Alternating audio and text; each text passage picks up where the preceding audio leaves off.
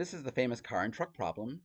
It used to be a project, but then someone had the smart idea of posting all the solutions online. So we can't really use it as a project anymore, but we can use it as a warm-up for thinking about velocities and areas and distance traveled and the fundamental theorem of calculus. Meanwhile, here's the problem. A car starts at noon and travels along a straight road with a velocity given here. You can see that the car speeds up, the car slows down over a long period of time. A truck starts at 1 p.m., so an hour later, from the same place and travels along the same road, but at a constant velocity of 50 miles per hour. And the first thing they want us to answer is how far away is the car when the truck starts? Well, the first thing I did here is I blew up the picture, and then the second thing I did was I added the truck's velocity to the graph. It's just a nicer thing to do. Now, what I do need to know is the distance they're asking for. And I think if I look at this, oh, yeah, I got to do something else first. We know that distance traveled under the rate graph. Distance traveled is area under the rate graph, but we have squares, not distance. So the first thing I do is here is I have a little conversion, and I say each square is a half an hour times 10 miles per hour, so that's 5 miles. So each square represents 5 miles traveled. Great. Now, let's try to start answering the question. What we have here is the truck sitting at a truck stop maybe, and the car's traveling. Remember, distance traveled is area under the rate graph. So the distance traveled by the car that the truck doesn't go is all this area in here. And I just need to estimate that area. We're going to do that the same way we did last week. We're just going to count squares. I'm just estimating here. I'm not looking for a plus or minus error. So what I usually do is either count squares or I try to build it little triangles. You can see that I have this rectangle here that goes 6 up and 2 over. And you can see that the rate graph roughly is the diagonal. So instead of having 12 squares, I have 6. I do think this is a little bit bigger, so I'm going to say I have 7 squares. And you can see down here what I've said is we have approximately 7 squares times 5 miles per square is 35 miles. That's how far the car traveled while the truck was just sitting still. And I think that answers part A. Let's go back to part A.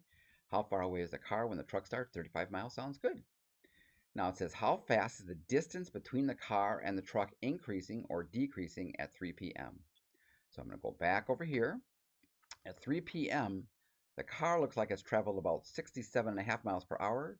The truck is traveling about 50 miles per hour. And so if I did this right, it's going to click on me, isn't it? Yes. Go right. There we go. What I want to do is try to answer the question.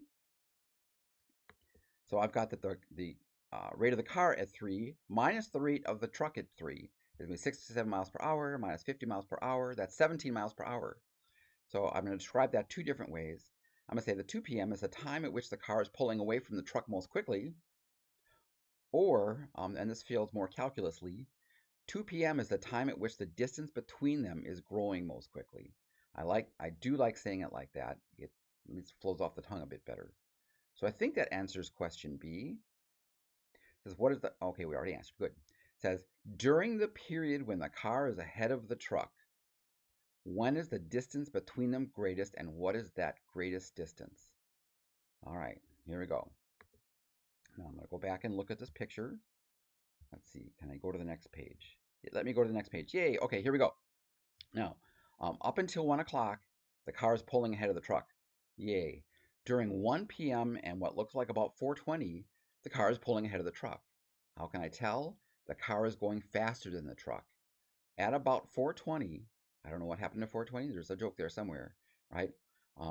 The car starts going slower than 50 miles per hour. The truck is still going 50 miles per hour. So at 4:20, the truck starts to catch up. Well, if the truck starts catching up at 4:20, that means that's the furthest the truck is ever behind the car. All right, so we figured out that 4:20 is the right time to look at. What was the question? Let's see here. What is that greatest distance? Well, that greatest distance should be the distance traveled by the car minus the distance traveled by the truck. I'm going to write this all out and then we'll simplify it just a little bit. At 4:20, the distance traveled by the truck is 150 plus 17 miles. I don't know, why is that right? Here we go.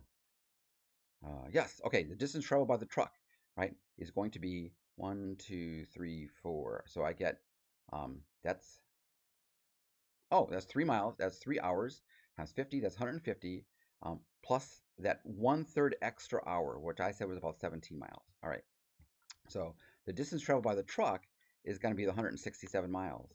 The distance traveled by the car, I'm going to break up into 3 pieces. It's going to be the 32 and a half, well, no, the 35 here, plus the same distance the truck had, which is right here. That's my 167, plus this extra here between 1 o'clock and 4:20 where the car was going faster. So I want the whole distance traveled by the car minus the distance traveled by the truck, and you can see what's left over is just this distance here when the car was traveling, the truck wasn't, plus this distance here, which is when the car was going faster than the truck. And up here, I think you can see I do a little calculation. I count squares. For some reason, I thought this is about 10 and a half squares. That's 1.5, 1.5, 2.5, 3.5, 4.5, 5.5, 6.5, 7.5. This is about 9. Yeah, I'm thinking it's about 10 and a half. I'm thinking I'm going to use it anyways. 10 and a half squares is 52.5 miles. So you can see let's see here. Do I have this right? No, I don't. Trying to find the right page. Here we go. Right there. This is C.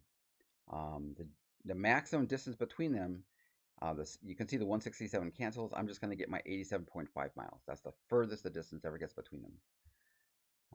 Let's see here. I'm going to go back. Actually, when does the truck overtake the car? Woof. That's bad, right? And I think that's a much harder problem. If I see, it will let me go to the next page. Yes, it will. There we go. Here we go. How am I supposed to figure out when the truck overtakes the car? Well, that would be the exact moment the distance traveled by the truck is equal to the distance traveled by the car. Now we know that up till 4:20, right, the car is 87.5 miles. So the truck has to make up 87.5 miles. Where is the distance that the truck makes up? It's this region right in here because the truck is going now faster than the car, and the distance between them is going to be represented by the area between them. And you can see I'm breaking this off in little pieces here. From here to here, that looks like a little triangle to me. That's about 3 squares. That's about 15 miles. Had to make up 87.5. Haven't done it yet. When I go look at the next thing, I thought that was about 5 squares. That's 25 miles. So that's going to be 9 plus 25 is 34. Haven't made it up yet. I kept going forward, and I get to about 8:30, and I see that this is about 92.5 miles just by counting squares. Well, I only had to make up 87.5, right? By 8 o'clock, I don't think I've made it up. By 8:30, I have. I think that's as good at the moment as I could get. I'd really like to know the exact moment as I slide this line to the right, exactly when this is actually equal to. But I think between 8:30 and 8 o'clock, I think that's about as good as I can do. I'm hoping that's the answer I gave. Let's see, is that this page? Yes, certainly sometime between 8 and 8:30. But you can see how I have to constantly look at the velocity graphs and interpret area under the velocity graph as distance traveled. Now, that's as much of that problem as I'm going to do, because what I would like to do next, let's see, well, let me actually, okay, is to do this. This is actually a much more common thing to do. This says use the fundamental theorem of calculus to sketch a graph of S of t, where S of t is the distance traveled by the car. If the distance traveled by the car we call S of t, that means what we're looking at here is a graph of S prime of t, and I want to use the fundamental theorem of calculus. We want to use the fundamental theorem of calculus as Newton envisioned it. So this is what we're going to do. We're going to say the distance traveled up to x o'clock is equal to the distance traveled up to a o'clock plus how much distance was traveled between a and x o'clock. Now let's start working through a couple of values just so we can see this. At 0, the car hasn't traveled at all, so the distance traveled at 0 is 0. So they actually gave us a point, which is great. At 12:30, well, how far is the distance traveled?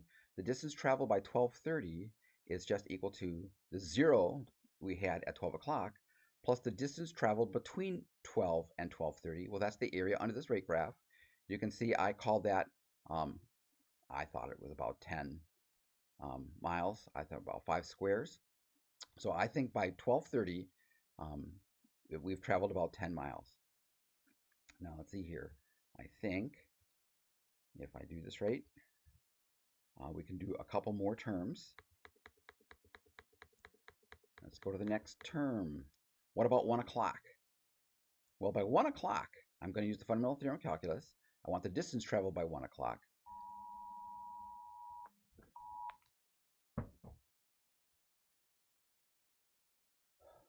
Here we go. Thank you for that alert. By 1 o'clock is going to be the distance traveled by 12:30 plus the distance traveled between 12:30 and 1 o'clock. Now, the distance traveled by 12:30 was 10. That's just this previous number. The distance traveled between 12:30 and 1 o'clock is represented by this column right here, which I counted squares, and I figured out was about 22.5 miles. So the distance traveled by 1 o'clock, or the position if you like, is going to be 32.5 miles. Now notice what we're doing here. We're piecing together new points on the position graph, given areas under the rate graph. Okay, I'm going to go to 130. If I want to do 130, this should be, if I want the position at 130, this is going to be the distance traveled by 1 o'clock plus the distance traveled between 1 and 1:30. If I'm thinking of this in terms of position, where I am at 1:30 is going to be where I was at 1 o'clock plus the distance traveled between 1 and 1:30. At 1 o'clock, I was at the 32.5 mile marker. The distance traveled between 1 and 1:30, you can see that I just added up this column of squares and then multiplied by 5. And I got 32.5, so that means 65 miles. So we have a new point on our position graph. That's the point 1.565. Right, now I'm going to do this one more time, hopefully. I'm going to add 2 more columns and get 2 more points on my graph. Now I think we had done up to 130 before. Next one says again, if I want to position at 2 o'clock, all I need to know is where I was at 1:30 plus how much distance I traveled between 1:30 and 2 o'clock. And what you can see here is that at 1:30, I was at the 65 mile marker. That's what goes here. I counted squares and multiplied by 5, and I got 37. So I got, 102 miles traveled by the time we get to 2 o'clock. One more. If I wanted to know how far I traveled by 2:30 or my position at 2:30, all I need to know, according to the fundamental theorem of calculus, is where I was at 2 o'clock plus the distance traveled between 2 and 2:30. At 2 o'clock, I was at the 102 mile marker. I counted squares between 2 and 2:30 and multiplied by 5. And you can see, I think that I got something like 65. Is that right? Not sure. This keeps jumping on me. Let's do this. Let's see if I can't get down there. 2 o'clock. Yep. I guess I thought it was 37. So I got 139 miles. Yep, that's right. By the way, the reason I got 139 here, I was lazy as I possibly could be. I noticed that this column had almost exactly the same area as this column. So I took advantage of that and went forward. Now, finally, you're going to have 2 opportunities over the next 2 days to do exactly this kind of thing. This is long and slow, but this is why counting squares under graphs actually yields really, really good thing, because areas under rate graphs equals accumulated stuff. You can see I got each point here by asking how much area I accumulated as I moved right. For this reason, by the way, this thing up here, not that thing there, not that thing there, not that thing there. This thing right up here, this is called an accumulation function, because every time you plug in a different x value, you calculate the new answer by figuring out how much area you've accumulated between a and x. Physics, for example, are very, very happy when you walk over there and you know what an accumulation function is, as well as what it means in terms of the fundamental theorem of calculus.